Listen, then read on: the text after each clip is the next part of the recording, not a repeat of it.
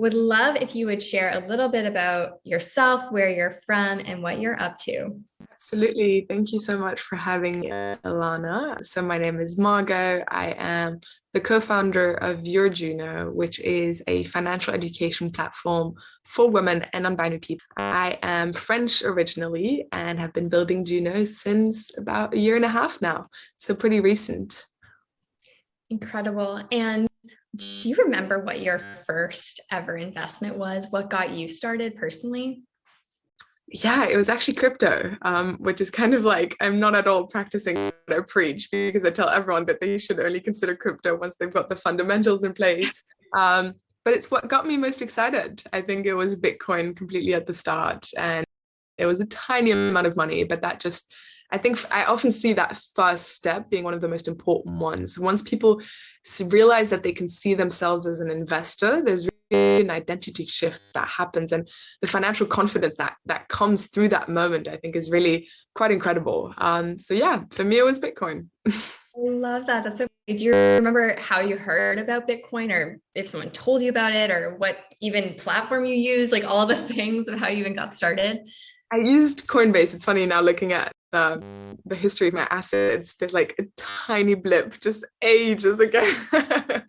I think it was just on Twitter or on social media in general. I was hearing people speak about it and I was curious about it. Didn't really understand how it worked or anything, but yeah, I felt like just making that jump. So cool. Yeah, that's amazing that you kind of took the initiative fully on your own from sort of the resources around you, not like a specific person. That's really amazing. And so then what ultimately got you into this space, building your Juno? What and why? Yeah, I think it was so during the pandemic, investing became a really popular topic, and there was the whole GameStop thing that was happening. And I had too much time on my hands, and I was trying to figure out what was going on and was just super curious about understanding the dynamics that were at play. And really quickly fell into a rabbit hole of that and started speaking to my friends about it and realized that I think the conversations was having with my female friends and my male friends were very, very different. A lot of the guys I realized were actually investing already since years. And they were somehow all beating the market and all had amazing returns.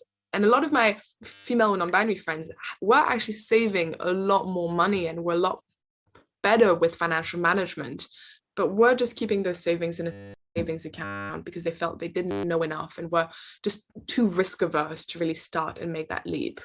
And it was absurd for me because some of these friends were like lawyers or doctors, some of the smartest women I know, and thinking that they've been so conditioned to believe that the stock market is rocket science and that it's impenetrable for them. We thought, how can this still be? And that there was really something that needed to happen. And for me personally, I started thinking about learning about finance like learning a new language. There's all these words like DeFi and ETF and all these acronyms that can feel quite overwhelming because it's true, it's full of jargon. But if you think about it, just like you're learning Spanish or you're learning Portuguese, sure, there's a bunch of words that you don't know about, but actually it feels manageable and it feels like you can crack it. And I like to think about it in the same way. It's like, sure, there's a whole new language that you're going to be learning, but there are ways that you can learn about this in a way that's engaging and actually really supportive. So that's what got me, yeah, super passionate about the space. Oh, absolutely. Everything you're saying resonates so much. Very similar timing and impetus for Eve as well. Just being in this space and seeing, so many amazing, brilliant women just kind of losing to inflation, which is a really scary thought now that's becoming, in the 7% plus range. And so what role do you play in the wealth space and why do you think it's important? So we see ourselves as an educator and a community space. So similar, I would say, to Eve Wealth. I think for a long time, the incentives in the wealth space have been slightly distorted, where it hasn't been necessarily the incentives of the person at heart, but actually the commissions and the making the most money out of them. And we see it a lot at the moment. If you Google like how to invest in the stock market, the first pages that will pop up will be from some of the big banks who have created blogs for SEO purposes to end up selling you their product. So I'll write you this beautiful article, and at the end it'll be, a call to action to open an account with Barclays or something like that. So the information is completely biased because they have a clear incentive in that education. So for us, it's really been about how can we be that like bigger sister that we never had, that knows a lot about finance, that makes it cool, that makes it engaging, but that she's not trying to sell us anything at the end of the day. She's just giving us the tools so that we can make that kind of decision. And that's, I think, how we position ourselves. We often call ourselves the Duolingo of finance. And I think that's quite a unique positioning in that sense. Oh, I love that. I totally see it too. The app that you've built is very like reminiscent of Duolingo and super easy to use. I love what you've been building. And so what do you think has been the most exciting thing you've learned that you would want others to know? I'm fascinated by the whole crypto and Web3 space in general, but I think I often try to bring myself back, and just at the moment, for example, in the UK, we're experiencing really like a crisis of living costs, and actually just budgeting and making ends meet has become really difficult for a lot of people. So I often find myself kind of split between these two areas where, yes, Web3 and crypto is super exciting and interesting, but actually the basis of financial education that needs to happen on a fundamental level is also crucial. Actually, so few people know about debt, know about emergency funds, know about like the best place to put their savings and just maximizing their pensions. Like the really, really basic stuff is boring and unexciting. And so for me, that's been a really strong focus. How can we make those fundamentals really interesting, because I think then we can all have those foundations to go into the spaces that might be more wealth generating, like Web3, like crypto, but making sure that everyone gets a chance of that. I really love how Your Juno has made that really simple, and, no shame at all in understanding or learning about debt and credit, which we don't learn about. No one really teaches us if we don't have the bigger sister, the family or the parent or the friend who can teach us. And so is there a person or a company that's really inspiring you in the space right now, and why? I think Elvis did something pretty amazing already years ago before anyone else. So I think Sally Krawcheck is definitely someone that inspires me in the space. There's a lot of personal brands on TikTok, and I find it really fascinating to look at younger generations and Gen Z and how they're breaking down those topics and making them their own through, I still feel like I'm a grandma on TikTok. I still don't really get it. And but just seeing how they've taken these topics, made them so digestible and interesting, I find it fascinating, because it really opens up the conversation for them and breaks down this taboo. And I love thinking about the impact that it can have for those people who, if they start engaging with those topics when they're 13, 14, they haven't yet built up those mistakes that could, they have this really opportunity to build a life for themselves. If they start investing with their first pocket money, they can retire millionaires easily. And so, yeah, I find that fascinating to look at how the younger generation is appropriating that content and making it their own. And so what advice would you give to somebody getting started? I think the financial confidence piece is a big one, and seeing what beliefs you hold around money. I think for a lot of women, we've been conditioned to see money as a scarce resource, as something that isn't abundant, and as something that we need to protect and hold on to. There's one that I find mind-blowing, which was done by Starling Bank, and they looked at the language that was used when speaking about finance in the media.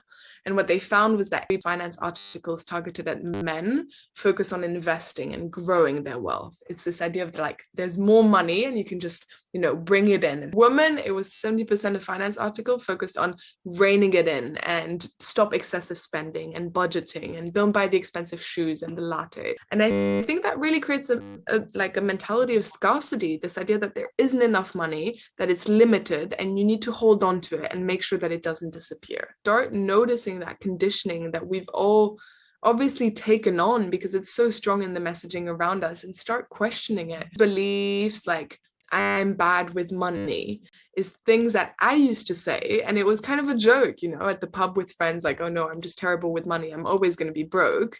Realizing that that's an identity you can shift, and it's like saying I'm bad at yoga, and then you go to yoga classes and then you figure it out and then you get good at yoga. Having the confidence that things can change and to question the beliefs that you've been given around you. I really love that you bring this up because it's something that I've been observing just even with the people in the network and in the workshops that we do.